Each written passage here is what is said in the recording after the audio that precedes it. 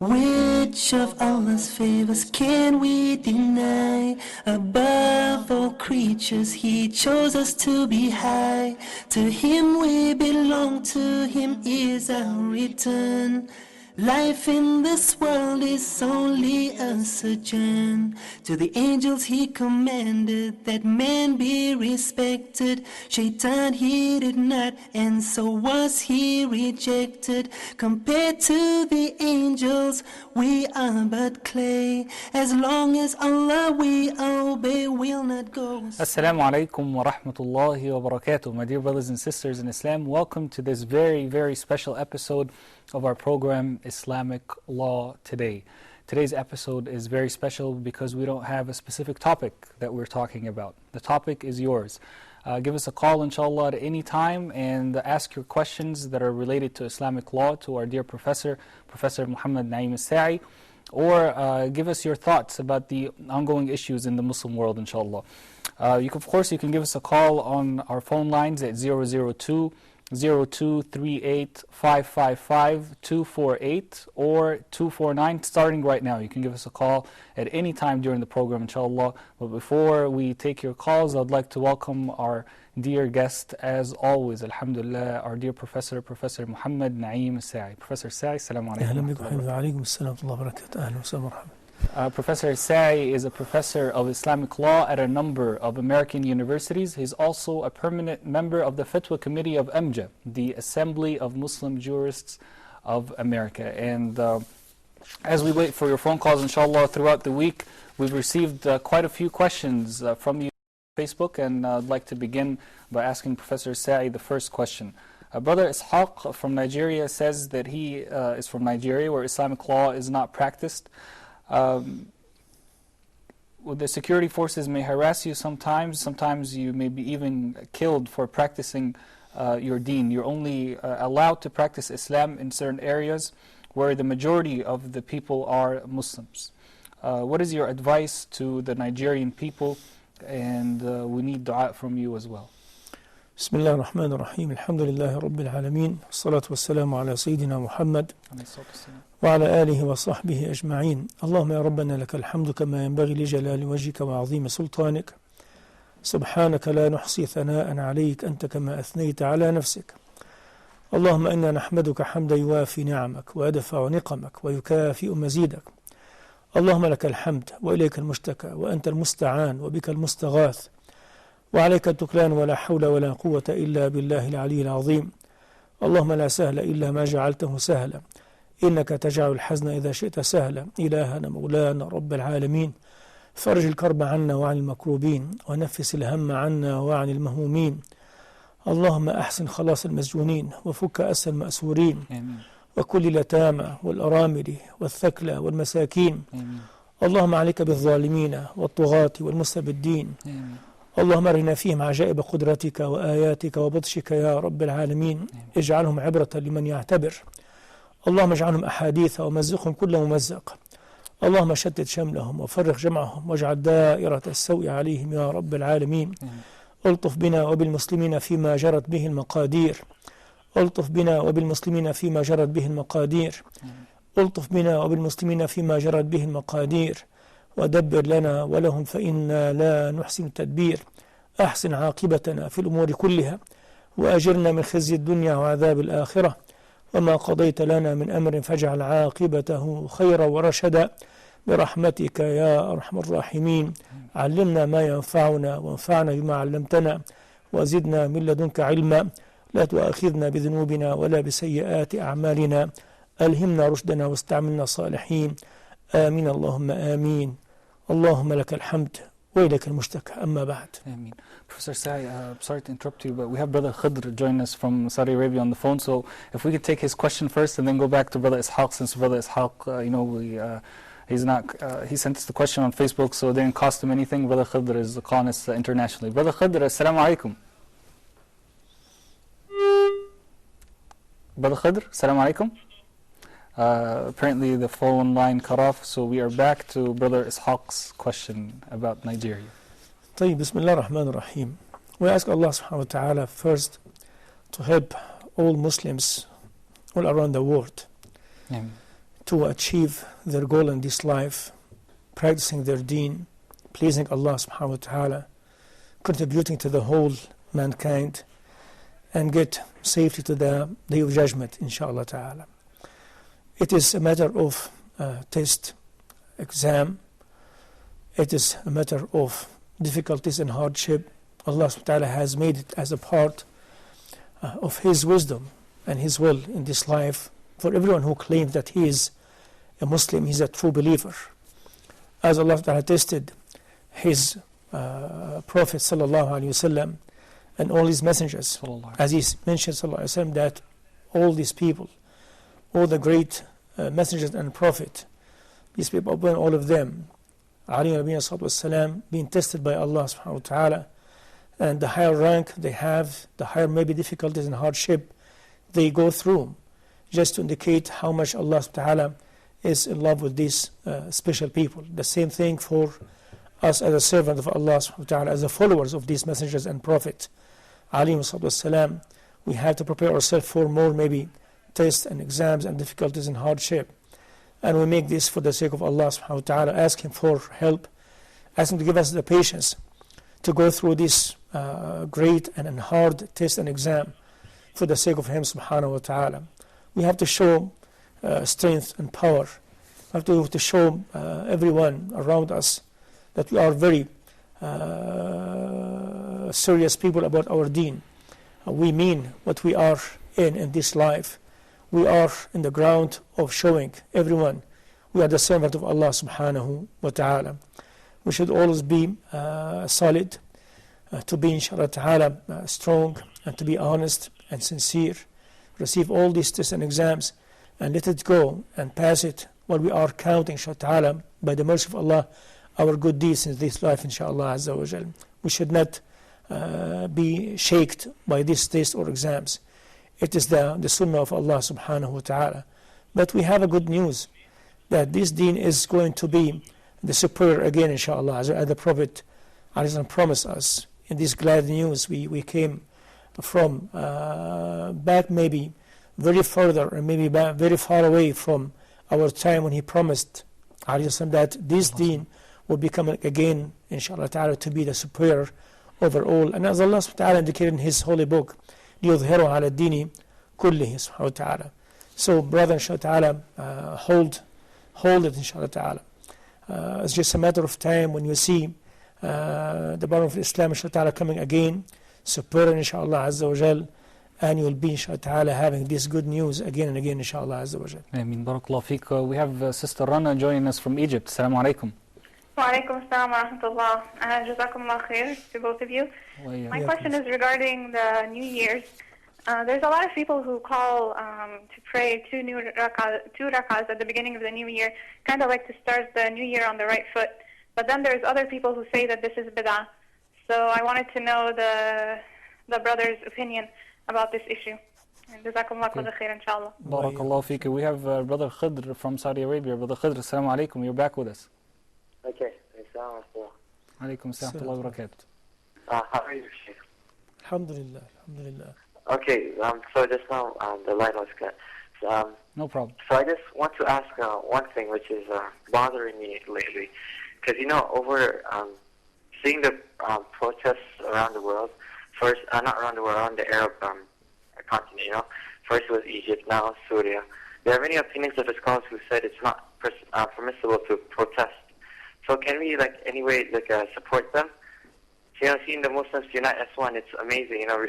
Recently in Syria, there was a video on YouTube where they're all reading Surah Al-Fath, إِذَا جَاءَ نَصْرُ اللَّهِ وَالْفَتْحُ. It was just amazing.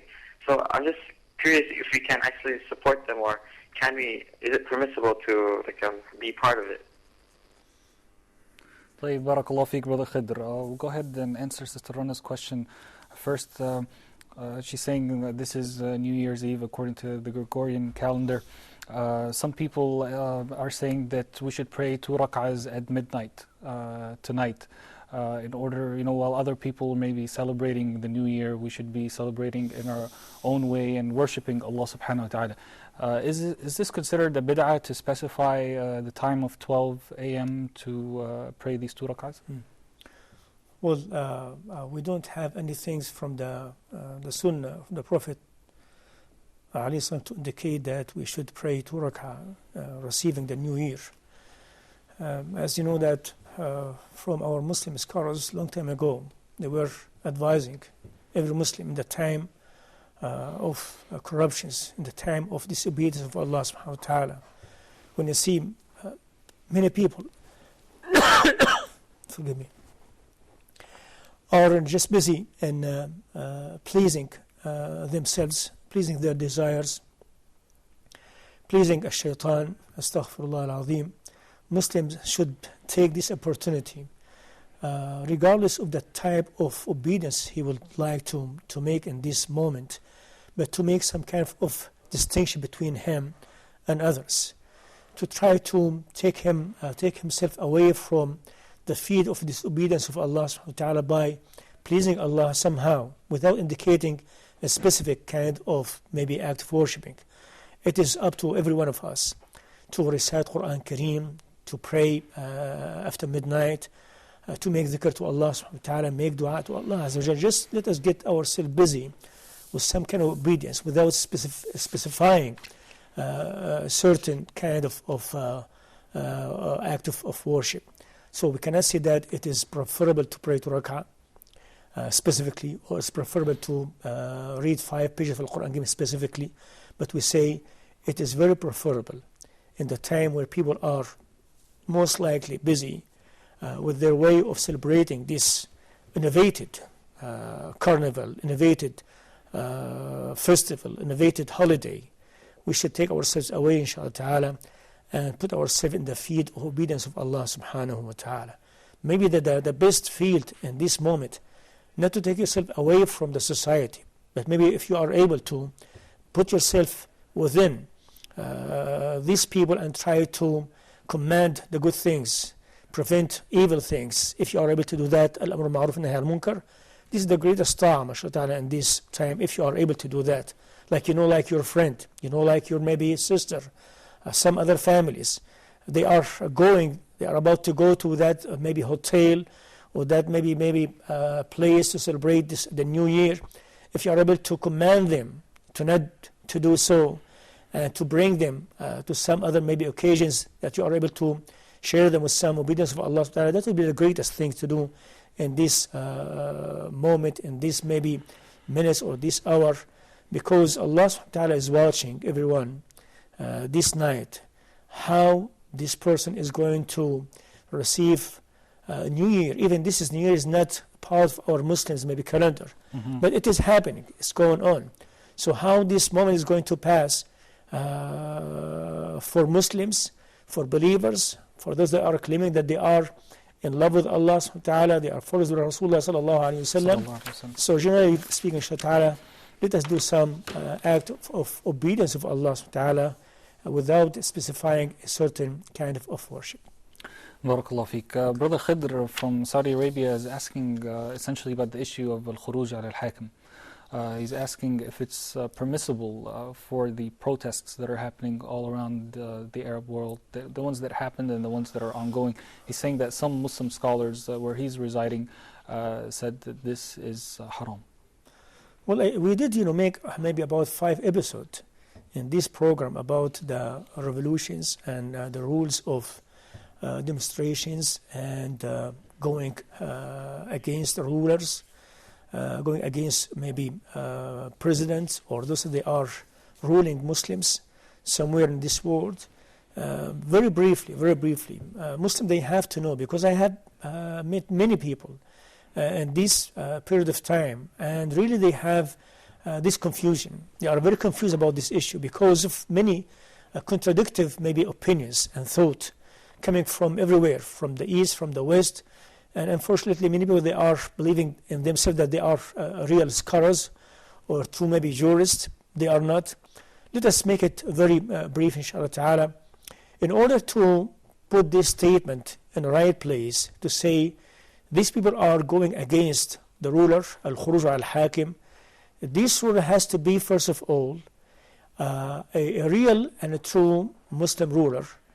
And his presidency, or maybe his allegiance of being a ruler has to be a true Islamically, through the Islamic law.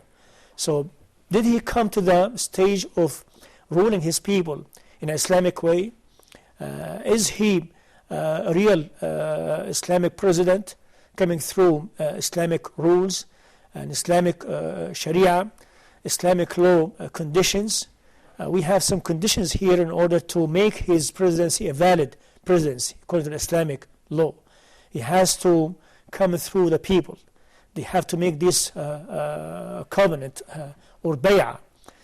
He has to be called by most of the people that they have accepted him as a ruler of him, king or prince or khalifa or president.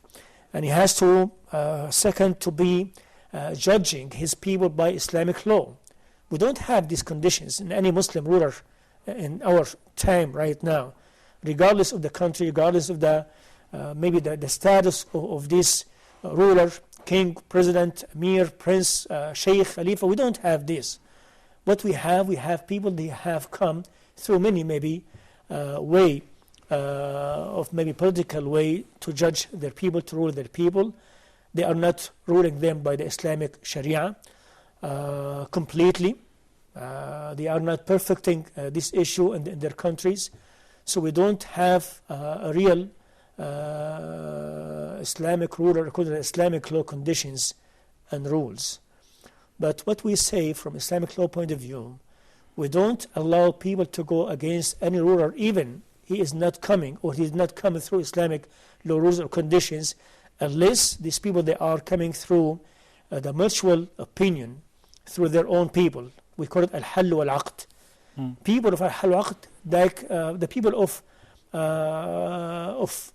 very comprehensive opinion and thought and criteria. They are as if the representative of their country, representative of their state, people they trust them, people they believe in them from different field of life, different aspect of life. They are professors, they are jurists, Muslim scholars, they are economists, maybe they are in the field of chemistry, physics, field of medicine. They come all together to represent their people. So they have come to the opinion that they suggest that this rule is not ruling its people in a just way, in an Islamic way. So we have decided to take him away, to take this ruler away from our road, to assign another person to be the ruler of this country. Jazakallah khair. Yes. Inshallah, we're going to take a short break, my dear brothers and sisters. When we come back, we'll take a whole lot more of your phone calls, inshallah, and read more of your questions from Facebook. Stay with us, inshallah. Which of Allah's favors can we deny? Above all creatures, He chose us to be high. Learn Arabic. As everyone knows, today Arabic is considered as very important, very significant language. How can we produce the sound, the state of voicing, place of articulation, the manner of articulation? So in Arabic, the words which are written are pronounced. We will learn how to write and pronounce Arabic letters correctly in depth. Explanation via board and presentation with many other important factors. And we have today more than 300 million people speak Arabic language. Not only in the Middle East, but you can find a lot of people speak Arabic language in Asia, Europe, North America, and in South America. What are you waiting for? Grab your notebook and pencil and stay tuned for Learn Arabic at Huda TV.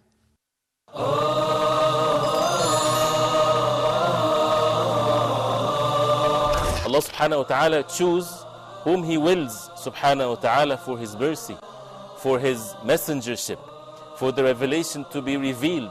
This is not for the human beings to make that decision.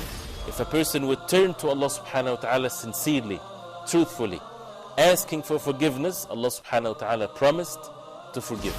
We have as Muslims a duty, and that is to recite the book of Allah, to ponder over the verses, the words of Allah subhanahu wa ta'ala, and to act according to the Quran. The mercy of Allah subhanahu wa ta'ala encompasses everything, but who would this mercy will be for? And the Prophet sallallahu alaihi wasallam was sent to all mankind. So the ummah, or the people of the Prophet sallallahu alaihi wasallam, are all mankind since the time of the Prophet sallallahu alaihi wasallam till the day of judgment. Why waste our life without getting to know every verse in the Quran, what Allah subhanahu wa ta'ala wants from us?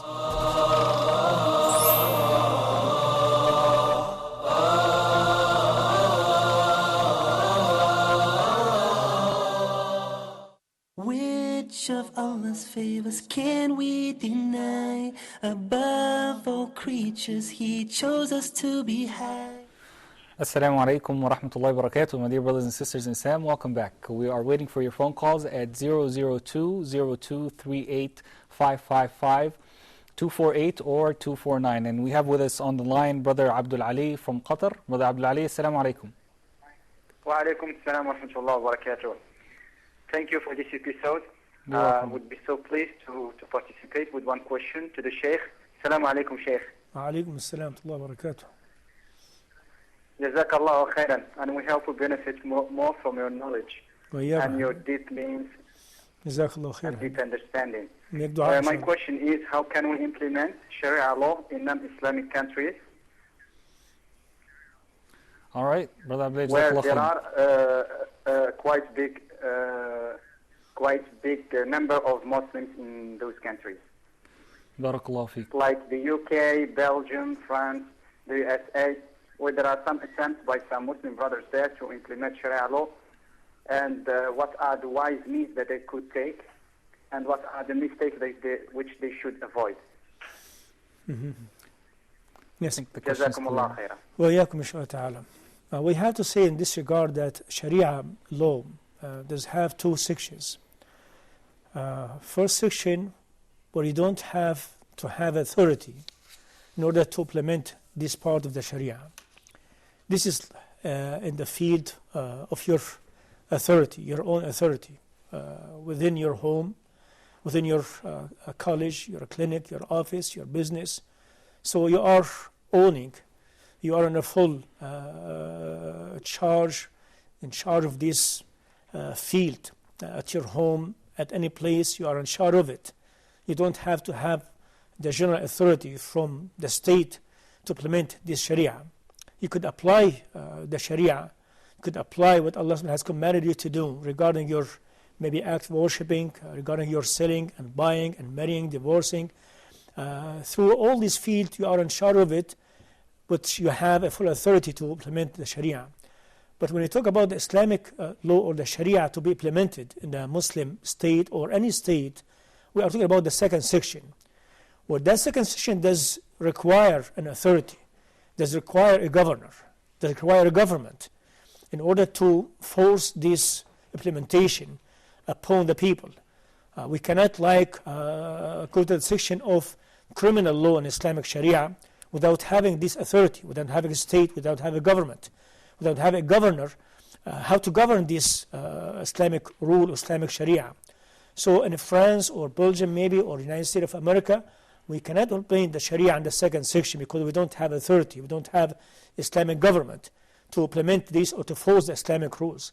But you could implement in the United States of America, in Belgium, in France, in Britain, Italy, all the first section where you don't have to have authority because it is up to you to be complying with the Sharia of Allah subhanahu wa ta'ala. Nobody is going to prevent you from implementing this Sharia.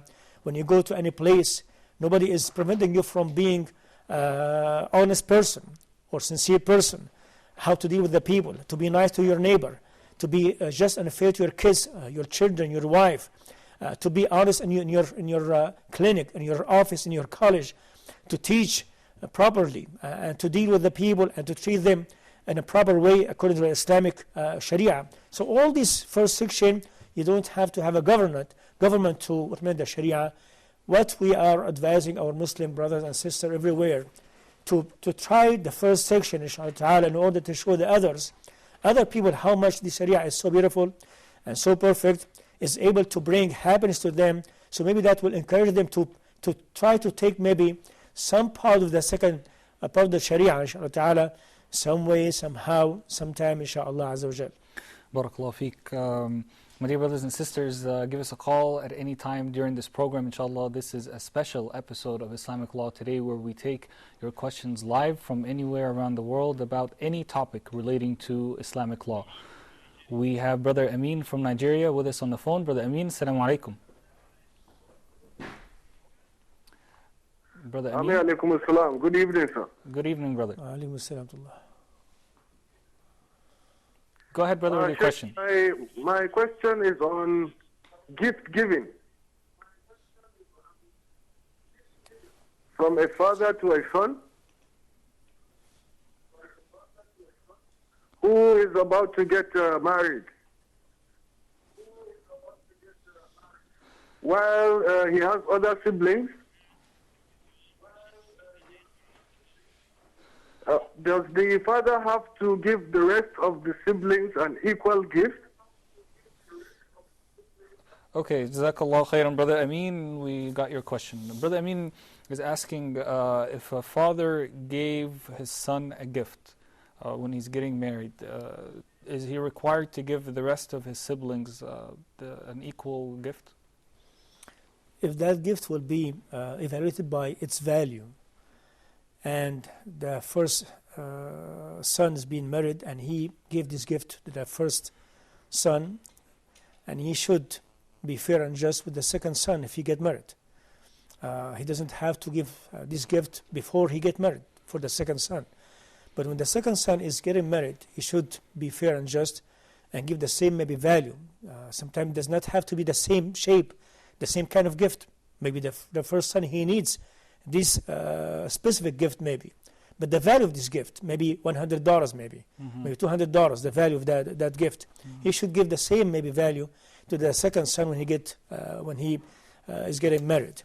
So it doesn't have to go specifically with the same maybe gift, the shape, the kind, but it has to evaluate the gift and give the same maybe amount of money, the same value of that gift to the second son or maybe the third son when the son is getting married. Jazakallah khairan. Sister Suha from Palestine is asking, can I leave my country to the United States just to serve my deen? She says that she is really good in English and she's not investing her language here in her country. Also today, women can travel easily less than 3 days and 3 nights, so is it okay? Because this is an urgent question. Well, if she's asking about leaving Palestine and go alone to the USA, we don't allow this to happen. She has to have a mahram, a husband or brother, uncle, when she is leaving Palestine and going to live alone in the United States of America. And this issue, many people, they are misunderstanding it. They are mixing this issue with the issue of the original one, which is staying alone in a foreign country as a Muslim woman, without being married, without having mahram, husband or brother or uncle or any of these people. It is not just the issue of while you are traveling, going from place to another place, like far maybe away from her country. He has to have a mahram originally, as he indicated that, sallallahu alaihi wasallam. Yes, we know that in this modern time we have a very maybe special transportation that maybe brings some safety, some security to the travelers. But we still, encourage people to not travel unless there's some kind of necessities or urgent maybe need to travel and leave the country to other place. In that case, we say it's okay for a Muslim woman to travel without mahram if the road is safe and secure, because she has a necessity to do that. There may be very urgent need for her to leave the country. But without this urgent need or maybe necessity, we say it is not lawful for the Muslim lady to travel without mahram. Now, staying in that country, suppose that her husband or maybe her brother accompanied her, maybe he traveled with her to the United States of America and then he left. So she is staying in America alone. This is by itself, it's against the Islamic rules, Islamic Sharia. She has to have a company of her mahram, husband or uncle or something like this, unless we have a case of urgent need or a case of necessity. And each case, we give it it's maybe a special answer, inshallah ta'ala. Inshallah, barakallah feek. Sister Haditha from the Democratic Republic of the Congo is asking about hijab. She's saying, what are the conditions of the correct hijab of a Muslim woman? covering the whole body except face and hand, the two hand. We have some different opinions among Muslims because, as everyone knows, it's a very famous issue right now. But she has to cover the rest of the body. Was something does not shape the body, does not reflect the color of the body. That hijab should not be a loose. Should be a loose, not tied with the body. She does not shape the body. Does not tell the color of the skin. Meaning it's not transparent. It's not transparent. Not transparent. The hijab, like you said, is not showing the color of her skin, meaning that it's not see-through. Yes, right. Yes, and does not smell perfumes of fragrance. Does not have a very maybe attractive color, and this attractive color does go with the condition and the natural life of the country itself. Like in Africa, they have different maybe way of defining attractive colors. Rather than if you go to like Syria or Lebanon or maybe Syria or Egypt. So sometimes the attractive color does have to go with the way of the people that they are living in that country. But generally speaking, that hijab should not be attractive hijab in its way of maybe dressed, the way it does maybe appear. It does not smell, does not bring the attention of the people. These are like general rules of the Muslims, women hijab, inshallah ta'ala. Yes. Jazakallah khairan. We're going to take Sister Barira from Nigeria. Sister Barira, assalamu alaikum. Wa alaikum assalam wa rahmatullahi wa barakatuh. Good evening. Good evening, sister. Yes. As regard to the last but one question that the Sheikh answered about a woman traveling alone, and part of the question and part of the answer he gave about somebody going to live up in a country without her husband. What about somebody going for studies, like going for masters or PhD or something like that, and she is married and has children, but her parents insist that she goes on to do this education, to do the university, to stay there, and her husband is living in back home, and because of social status or something like that. What is the ruling as regards to Islam on that? Inshallah. Jazakallah khairan.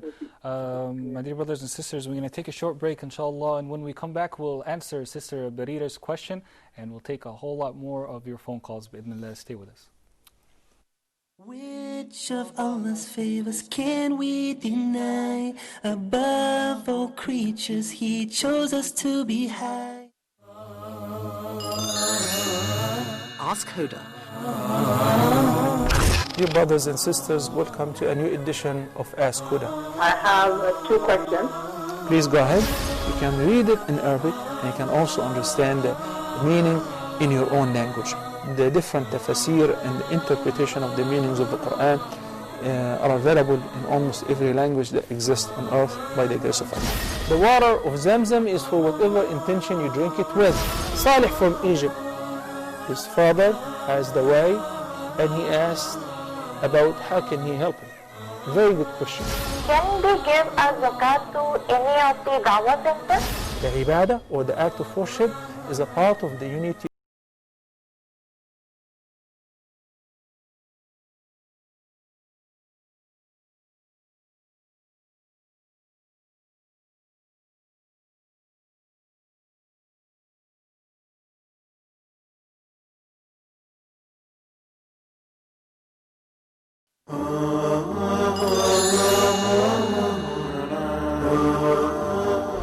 In this program, inshallah, we'll be discussing the major sins in Islam, the way that the Prophet Muhammad ﷺ had taught us. Why the neighbor does not care about the neighbor anymore? Why does the father does not care about the son anymore? Why does the mother does not care about her daughter anymore? There's major sins that we need to be very far away in our lives.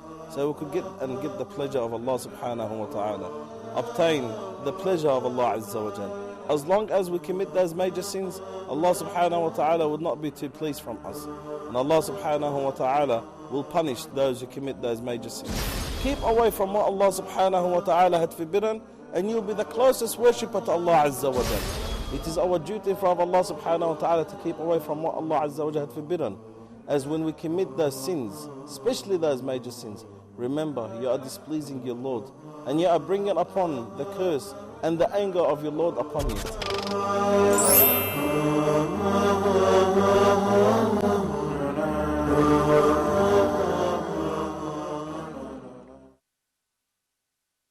Which of Allah's favors can we deny? Above all creatures, He chose us to be high.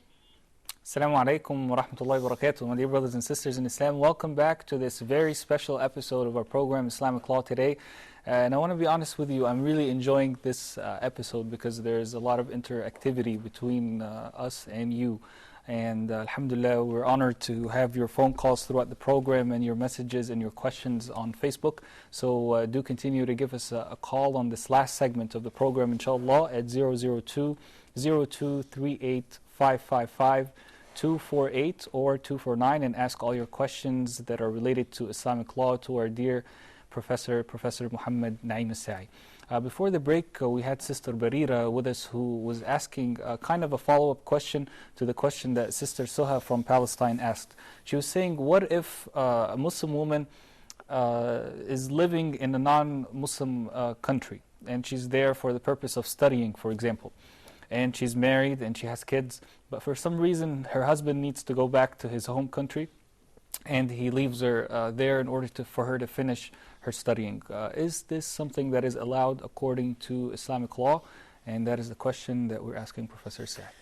Yes, if the kids she has are mature enough, they have reached the age of puberty, they are adult.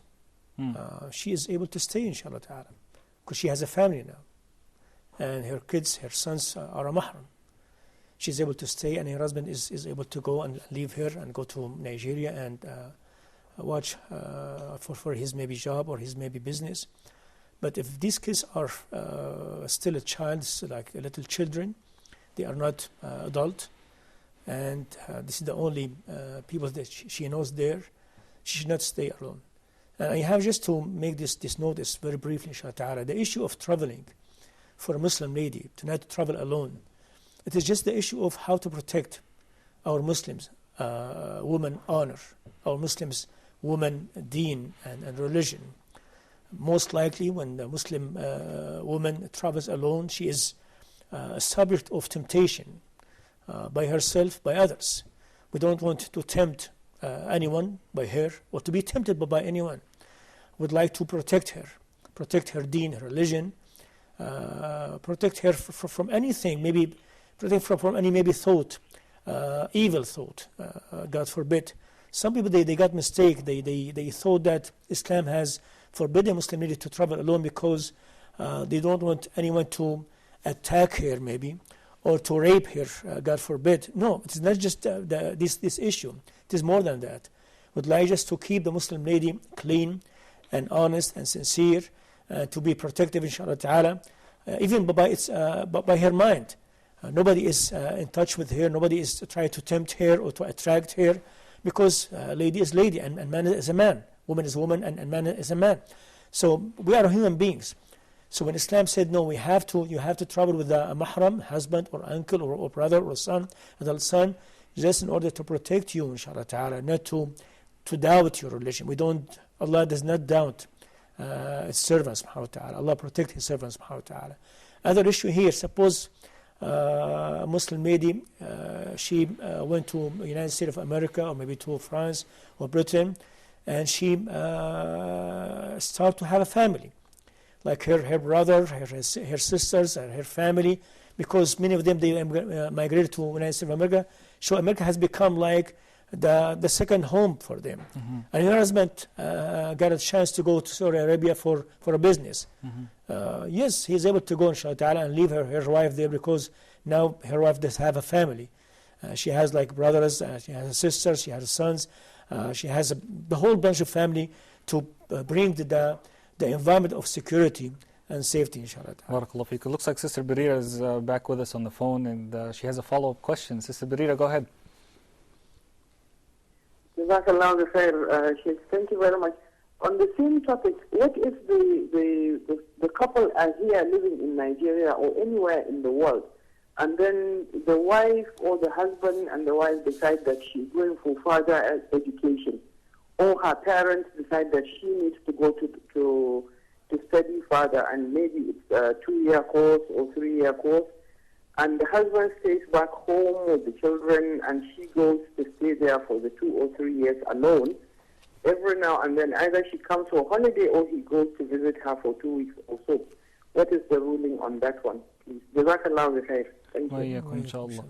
Her follow-up question is saying that if she is going to further her education to this foreign country, but her husband is not traveling with her from the get-go,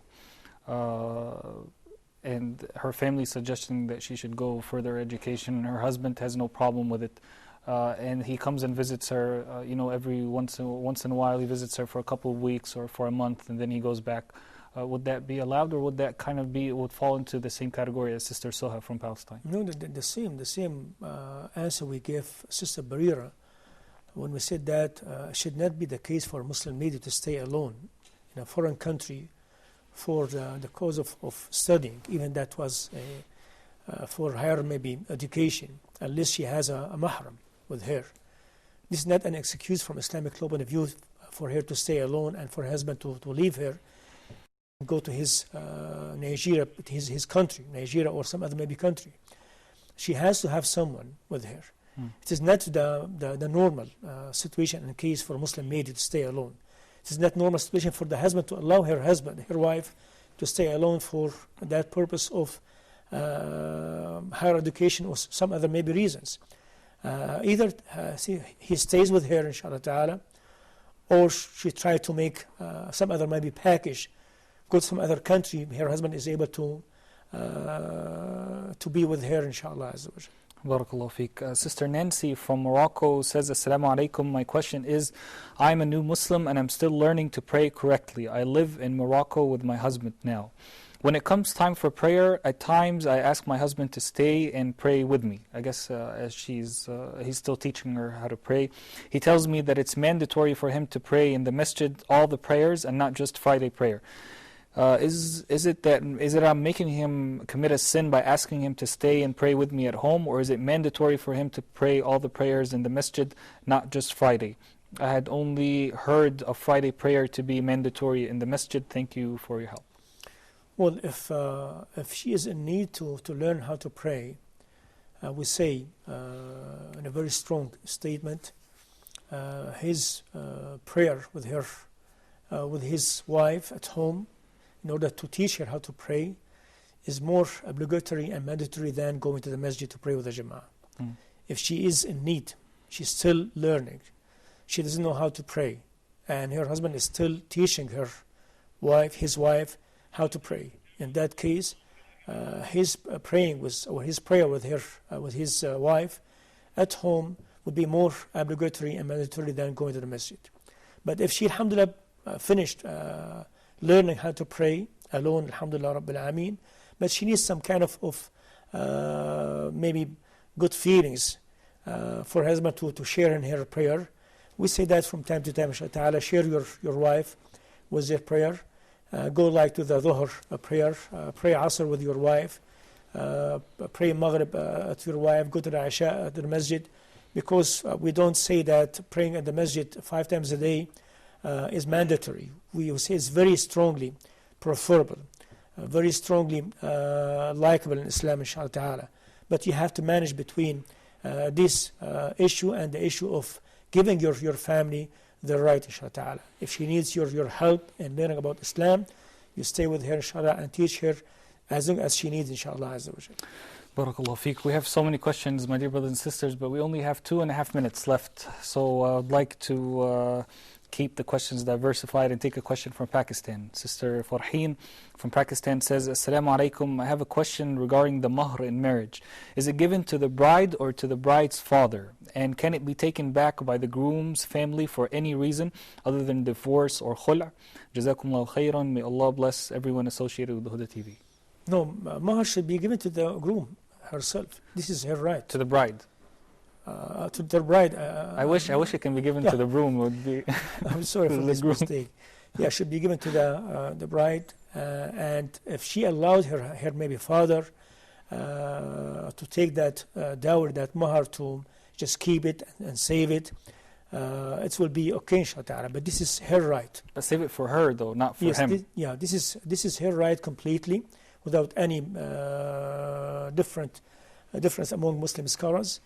And there's no way for the groom family to take back this dowry unless there's a case of khula'. And the khula' has to have some certain conditions in order to make it a valid khula'. Otherwise, will be still the right of the bride, inshallah ta'ala. Inshallah. Let's squeeze in one last question on this very nice episode. Brother Ibrahim from Nigeria says, is it allowed for me to work in a commercial bank?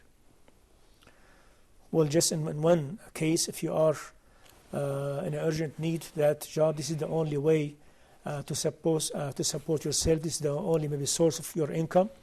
And this period of time, you keep that job unless till you get another job, halal job, inshallah, lawful job, inshallah.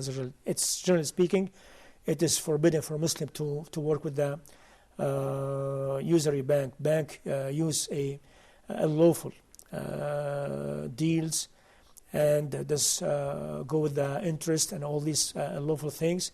Unless you are, as I said, in an urgent need to that job, you keep it till you get a lawful job, inshallah ta'ala. Inshallah. Is it true that even if you're working as a security guard in that bank, that would be haram?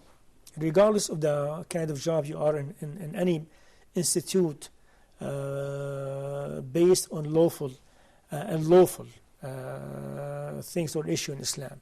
Suppose that someone is working at the bank, working at maybe casinos where gambling, or some other maybe place where they most likely rely on lawful things. Any things or any work in that field will be considered as unlawful. Even someone is like cleaning the windows, or maybe securing the gate, or maybe counting the money. He's sharing because he's cooperating with someone to achieve unlawful things according to the Islamic law. Inshallah. Barakallahu feek. Thank you so much, Professor Saie, for today's very, very interesting episode. You've covered a whole wide range of topics, and you've really enlightened us as always. Alhamdulillah. May Allah accept, inshallah. Ameen. Barakallahu feek. And my dear brothers and sisters in Islam, thank you so much for being with us on this very special episode. We hope you've enjoyed it. We hope you've learned a lot from it. We hope it was an enlightening episode for you, for me, and for all of us, inshallah. At the same time, I'd like to announce a couple of things. Inshallah, the beginning of February, we'll see Islamic Law Today in a new format, in a new set. We are preparing behind the scenes to design a new set for this program, inshallah. That's the first time that I tell Professor Saie about this also. Inshallah, it should be something of interest, something useful, hopefully something to add, greater insight to this program, and something that will make us, inshallah, benefit, have this program something that is educational and entertaining at the same time. Also, at the end of this program, I'd like to take a moment to thank our director, Brother Ahmed, who's always been very helpful, and he's looking for ways always to improve this program. It's a great pleasure to work with him and to be with him and the rest of the cast. Please make dua for all the brothers and sisters who work here at Huda TV. Jazakumullah khairan. We'll see you next time, inshallah. Wassalamu alaikum wa rahmatullahi wa barakatuh. Wa alaikum assalam wa barakatuh. Which of Allah's favors can we deny? Above all creatures, He chose us to be high. To Him we belong, to Him is our return. Life in this world is only a sojourn. To the angels He commanded that man be respected. Shaitan he did not, and so was he rejected. Compared to the angels, we are but clay. As long as Allah we obey, we'll not go